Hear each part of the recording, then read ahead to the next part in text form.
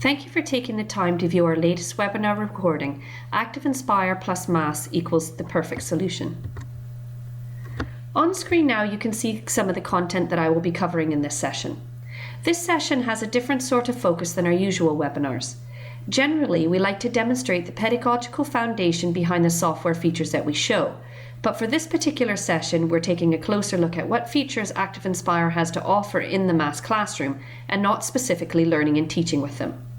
Our intention is to revisit ActivInspire in the Mass classroom later in the year, focusing on assessment of Year 6 mastery for the new curriculum. So watch this space. We are going to start with looking at ways that you can customize your software, in particular your toolbar, to provide better, quicker access to tools you most frequently use for your Mass lessons. ActivInspire can be adapted to suit different teaching techniques. When you start ActivInspire, it displays items such as tools according to a profile file. The software creates a profile based on your use of tools. For example, when you dock the browser or you roll in the toolbar, ActivInspire makes note in the profile. The next time you launch ActivInspire, things like menus, tools, and other items will look and behave just like you left them. You can continue to work with this profile or select Edit and Profiles to create and save one or more profiles of your own. You can create different profiles for different circumstances and save your preferences and as many profiles as you wish. Your personal profiles are stored in the My Profiles folder on your computer. ActivInspire comes with a pre-created mathematics profile. You can find and open this profile by clicking on the Switch Profile button on the main toolbar. This profile presents an uncluttered display where the ActivInspire window is set to best fit, the browser is hidden, the flipchart bin is visible, the quick access bar is hidden, and the main toolbox includes additional Mass tools like the ruler, protractor, and XY origin. Any profile can be customized, so if you find that this is a good basis, but it's missing the command settings and layout preferences that you have personally, then you can edit it by going to Edit and Profiles. So you can see we have the Mass profile open here. So I can change the layout. I can decide on different commands that I might want to have on my toolbar. So for instance, I could decide that I would actually like to put the clock tool on my toolbar. So I'm just going to add that on. And then I can find that and move that up to where I want it to be on my toolbar, so my toolbar is organized. And you can do various other things with your profile as well that we'll talk about in a little bit. Once you have edited a profile, you can save it just by clicking on the Save button, or you can create a whole new one by using the Save as a new profile. A profile can also be saved onto a pen drive so that you can open it up in ActivInspire on any computer that you're using. As I'm sure all of you are aware, ActivInspire comes with a variety of Mass tools. For this webinar, I have divided them into construction and application tools. Let's have a look at those which I have classed as construction first. Mass tools are found from the More Tools icon on the main ActivInspire toolbar. Both Studio and Primary interfaces offer the same tool selection. The More Tools menu opens at the bottom of the screen in Primary, and most of the Mass tools sit together, as you can see on screen. In the Studio interface, you can access the tools in the same way from the main toolbar. This time, though, I get a little tree of selections, and you can see I've got one folder here that says Mass Tools. When I click on that to expand it, I can see some of the Mass tools that are available to me. To open a tool, you just click on it, and it opens on your screen. And to close it, you just find the menu button on it, the right-click menu button on it, click it, and close, and that will close down the tool. The default color of Mass tools are gray and black. This can be changed in the settings, and I'm going to demonstrate how to do this in a minute. On each tool, the right-click pop-up menu gives options for individual tools. For example, the menu on the ruler enables you to change the top and bottom scale and to hide or show the angle. whereas the menu on the protractor lets you toggle between half or full view protractor and determine how the arc will be drawn and also whether or not you want to show the angle. It is possible to have multiple tools open at the same time.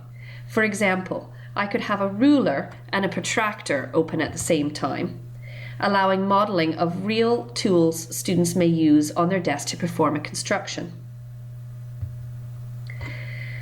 When in the mass profile, many of these tools are ready for use with one click from the toolbar, but sometimes it is nice to minimize the toolbar and offer objects on the flipchart page with an action tool to open them. Several drag and drop mass tools can already be found in the Actions browser. To open the Actions browser, I need to click View and Browsers, and then we can see the little one with a spinning top is our Action browser. And you can see here I've got a little tab for drag and drop actions. To use these, all I need to do is simply find the one that I want and then drag and drop it onto the page. So I'm just going to choose the equation editor and drag and drop it onto the page. You can now see that that has a little action attached to it, and when I click on that, that will open up the equation editor. Alternatively, you can take one of these little drag and drop actions and drop it onto another object on your page. And this time, instead of having the little icon showing, the action is actually attached to this text. So when I click this text, it would now action equation editor to open for us. But not all mass tools are represented in drag and drop, so the software also enables you to make your own. To do this, open the object browser to current selection. Choose the object on your page which you would like to attach an action to. And in this case, I'm going to use the XY origin icon. Actions are grouped according to type, and I know that what I want is a command action. So I'm going to select that and then just scroll down to the bottom here to find the XY origin option. I just select it and then I want to apply the changes. Now you can see that the image has an action attached to it. When I click on it, it then opens up that XY origin, and I can just close it by putting it in the bin. You can save action objects that you have made into the resource library that you only have to create them once and then can use them again and again. Let's have a quick look at the XY origin tool. You can rotate any object by selecting it and using the rotate object marquee handle to spin the object around its own center point. However, you may not always want to do this, have it spin around its own center point. So instead, you can use the XY origin tool, place it anywhere on the page where you want it to go, and this time, when you select the object and use the rotate object marquee handle, it will rotate around that origin point as opposed to itself. Let's have a look at another example. In this one, I have a clock with some hands on it, and what I can do with that XY origin is I can make movable hands on my clock very quickly just with an image and two arrows that I've created.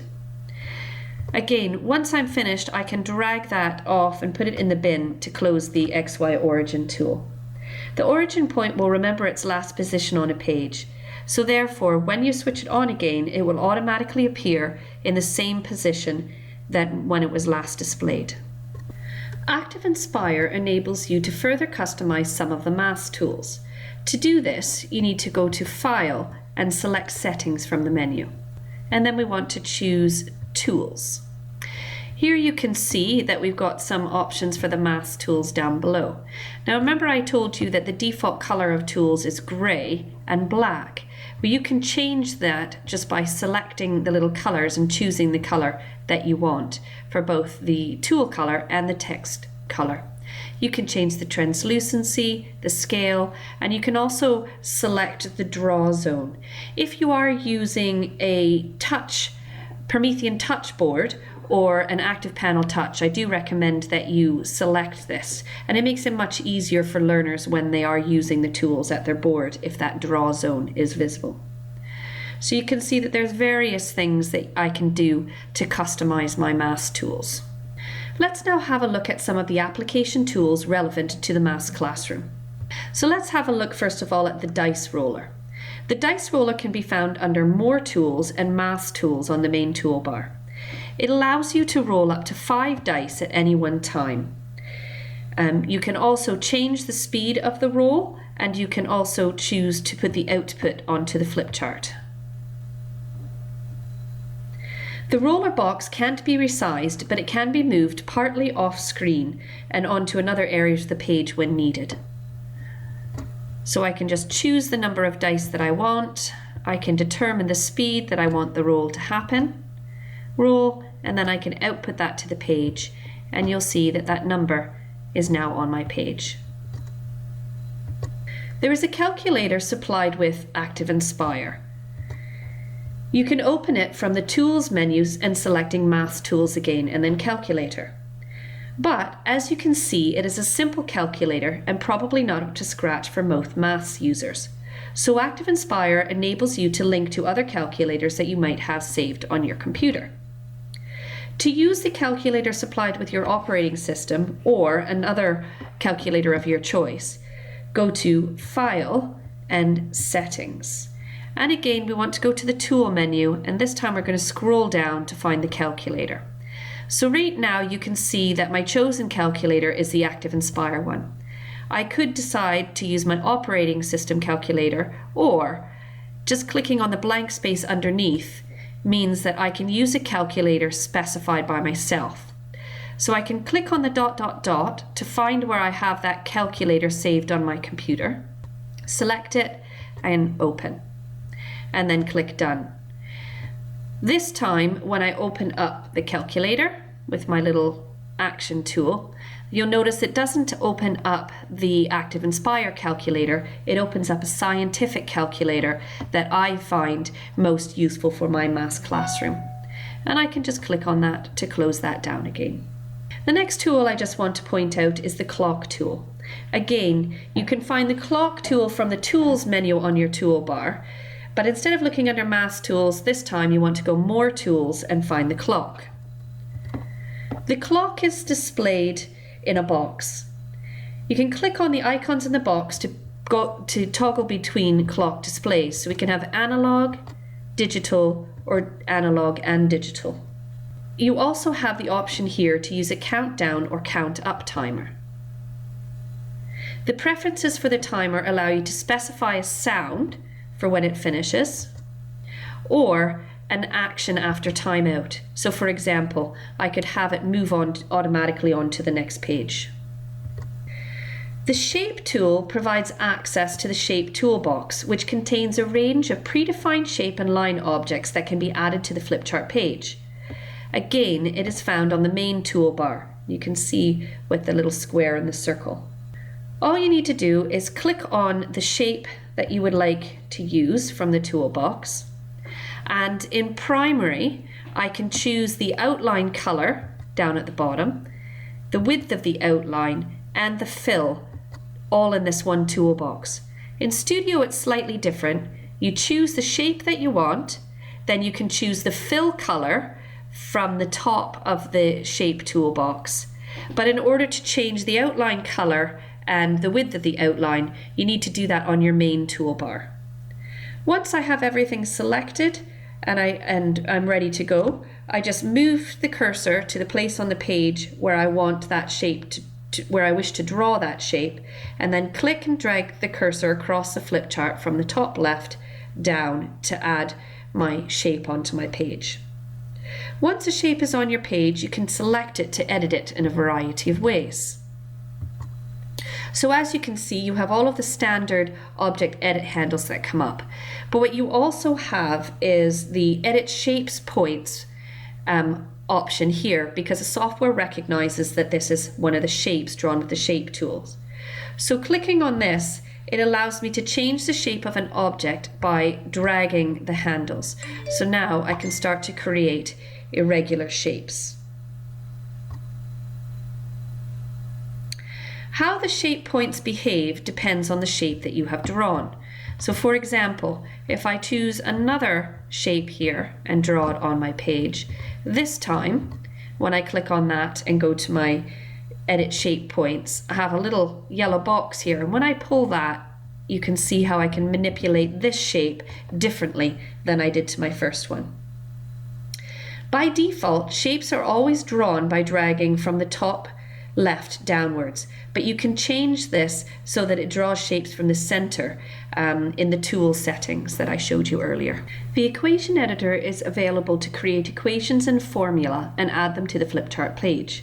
To open the equation editor, you go to the main menu and insert and then find equation. When selected, you'll notice that the cursor changes to the pi symbol. What you then need to do is just select where on the page you want to position the equation editor, and then it will open up for you. In the equation editor at the top, we have a ribbon that has lots of different platelets. And if I click on these, you'll find that I have lots of options for creating my equations. And creating an equation is simple as just knowing what you want to do and which ribbon to find it in, or sorry, which platelet to find it in. So in this case, I'm going to look for my square root template, and then I want to add the fraction symbol in there. I can then type in the numerator and the denominator. Use my tab key to just move over, and then I can type in the rest of my equation. Again, I can go back up, and this time I want to have my symbol here, click in C and squared. Oh, click in there, hit squared. When I click OK, it then puts that onto my page. If I want to select that, I can just go back to my cursor, select it, and then I can edit it like any other object on the page. I get my object edit handles up. But if I want to go back in and fix that, all I need to do is double click on it, and it opens up back again in the equation editor, ready for me to edit. So just to finish off, there's a few other math considerations. So these are other features of the software which, although not designed specifically for the maths classroom, work well in any case. So let's first of all have a look at desktop tools. Desktop tools are a collection of commonly used ActivInspire tools which you may find useful when working in other applications. When you click on the desktop tools icon, ActivInspire is minimized and the floating desktop tools toolbox is displayed. This toolbox can be moved around the desktop by dragging the icon to the required position, where it remains showing over other applications. When you click on the center, when you hover over the center icon, it expands the desktop tools. As you can see, there are a selection of tools that are available to me. When I hover over the More Tools option here, the hammer and spanner, you can see that several of the maths tools are available to be used on any application or on top of the desktop. And I'm just going to go back up to our flip chart to take us back into ActivInspire. One of the other things I just want to point out that is quite useful is the user-defined button and the third column of your toolbar. So this is it here. If you can't see the third column, you just need to go up to the menu button at the top of your toolbar, and you might just need to deselect that roll in so that the third toolbar is showing. As part of your profile, ActivInspire enables you to create your own user-defined buttons. These are buttons on the third column of your toolbar that allow you to link to programs or files outside of the software itself. In the Edit menu, and once again under Profiles, you then need to select the User-Defined Buttons tab in the window that opens. To add a user-defined button, you need to click Add at the bottom, and then you need to specify the type. So we're going to go for a program or file. Clicking on the Find, I can then go into my computer to have a look and find the file that I want. And I'm actually going to find one that's a program. So I'm just going to go into my programs here, and I've got GeoGebra here.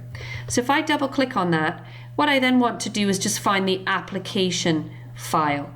So I know that it's this one, click open, and you can see that that's now put that into that space. I can change other properties like command line perimeters, and I can also put a tooltip in. So I'm going to do that so that when I hover over that on my toolbar, it will come up and tell me that it's GeoGebra. And then I'm just going to click done. And now you'll notice that the GeoGebra icon has shown up on the third column of my toolbar. If I then click that, that would then open the GeoGebra application. So instead of having to leave ActivInspire, I can create user-defined buttons to access other programs and files stored on my computer. I can also use the third column to store objects that I use regularly and want to get to quickly. All I need to do is decide on the object that I want. So I'm just going to use this one here, and I can drag that and drop that onto my toolbar. What it then does is put this little image on here, and every time I click it, it adds that item to my page again in the same location from where it came from. Right? So you can see if you've got something that you want to have really quick access to, you don't have time to go into your resource library, don't want to put it on your page, you can drag and drop it onto the third column of your toolbar and have access to it that way. To remove user-defined buttons or objects from this area, you need to return to the Profiles menu. So we're going to edit and Profiles. And we want to go back to user-defined buttons. To remove them, I just select what I want to remove and click the Remove button. So we can just take both of those away, click Done, and you'll notice that they're no longer on that third column of my toolbar. The page extender was a highly requested feature of the software, and it made its appearance in ActivInspire in about version 1.6.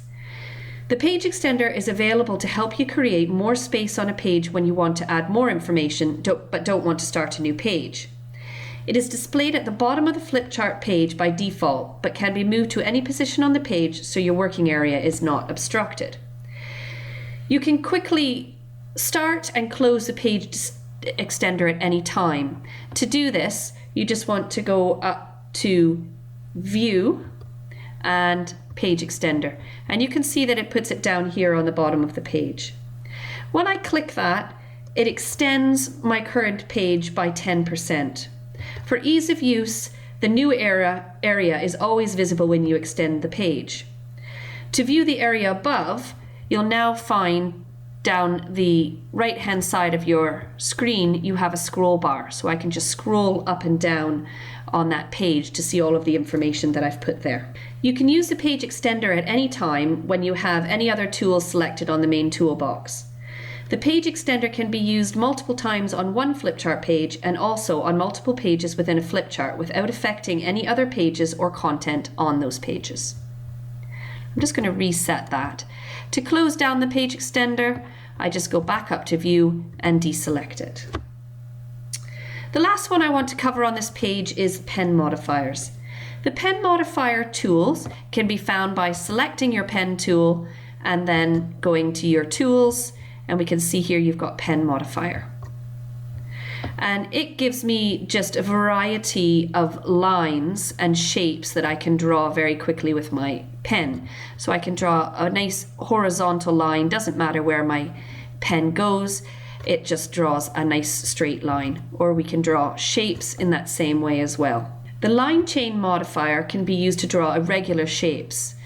So all I do is draw it, the straight line will follow the cursor, take my finger off every time I want to end a line, and you can see that I can really quickly draw irregular shapes on my page. So, a lot covered so far, just bear with me and we're almost finished. Of course, I can't finish the webinar without first reminding you of the huge selection of mass relevant resources that come with the ActivInspire software, as well as speak a little bit about the supplementary ones that you can find on Promethean Planet and also the support that's found there. So let's start with what comes with the software itself.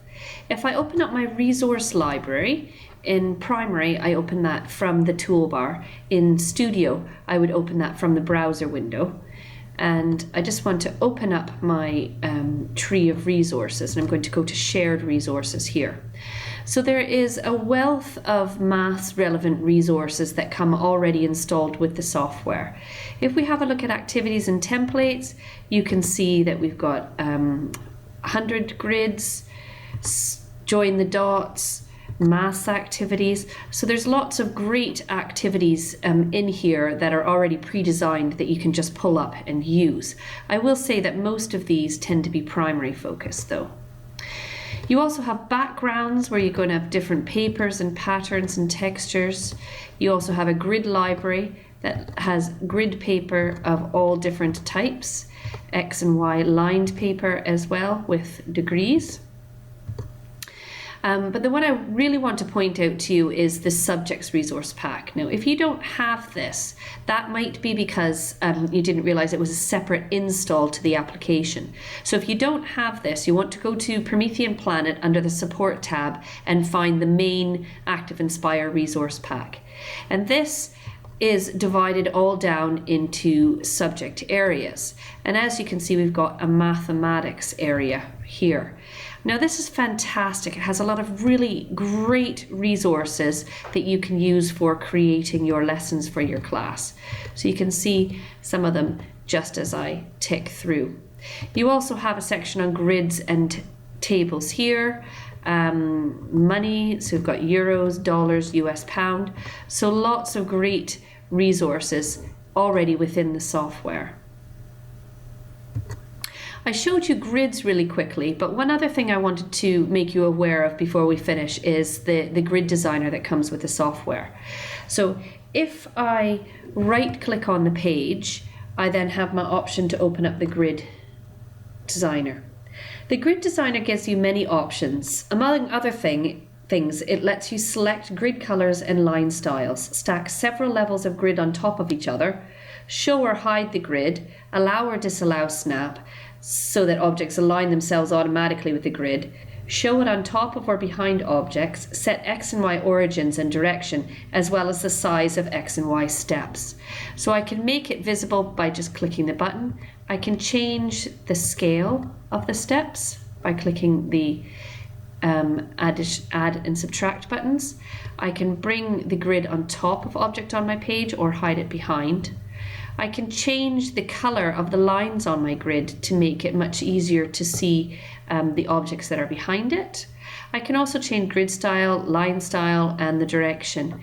What I can also do is add levels, so I can create some pretty fancy grid paper using this tool. What you can also do is once you've created those grids and you created a grid that you like, you can right click on the page and then decide to save that page into your library. So it means that you can spend a little time creating your own custom grid paper, and then you only have to do that once because you can save it into your library and use it over and over again.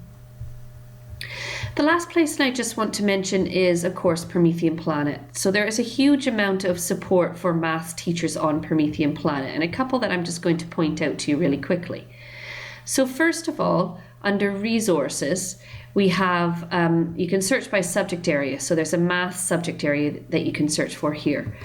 And this will just take you to a general math search. So you can see that there's 3,016 resources that have been tagged United Kingdom. If I were to expand that to United States, I would get even more. More worthwhile is just doing a search for the topic, and then that will help narrow down what appears here and make it more specific for what you're trying to find. We also have various themes, and there are some great maths themes that are included in here. You can see the top one there, algebra. So it is worth having a look through here and just checking out some of the themes that have been pulled together in the past. Also, there is a curriculum forum that is maths focused, and we'll just open it up and have a quick look. So you can see here that there is a mathematics forum. So again, another great place to go to find hints, tips, advice, and support on how to get the most out of this software in your maths classroom. And that brings us to the end of today's session. Thank you very much for listening. You've already found the video on the YouTube channel, so why not have a look at some of the other recordings that we have to offer. And just to remind you that our next webinar is on the 8th of December, and we'll be looking at multimedia in the ActivInspire flipchart. Thanks for listening.